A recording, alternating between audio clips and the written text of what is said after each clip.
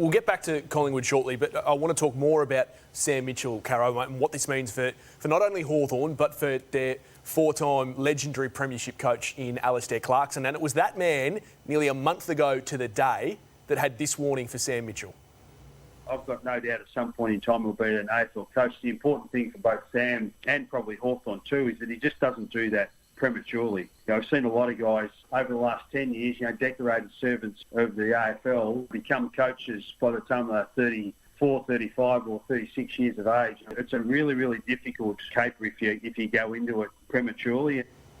And he's absolutely right, and clearly Sam Mitchell has, at least in the short term, taken that advice. He's out of the running for the Collingwood job, and we did think that he was one key favourite in the minds of that selection panel, Sam. But what does it mean for Hawthorn? Now, Sam Mitchell is out of contract at Hawthorn. Alastair Clarkson has a year to run of a contract we hear cannot be changed. This is just fascinating to me. Do Hawthorn now announce a succession plan going forward?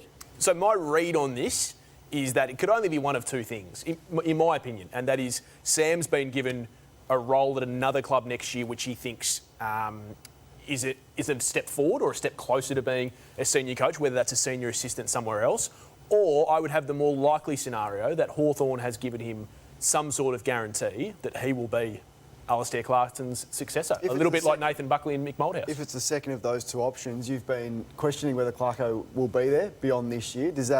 Do you feel more justified with that view? And do you think clubs would now see Clarko as more gettable if Mitchell is a successor to that job? Well, look, I think Carlton's been interested in Alastair Clarkson from the start of the year. I still think they're interested in Alastair Clarkson.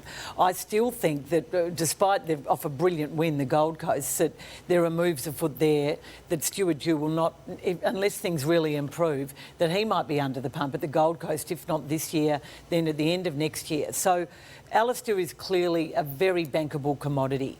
But is it his time at Hawthorn? He's got a contract. This is a problem. So Hawthorn can't sack him without paying him out.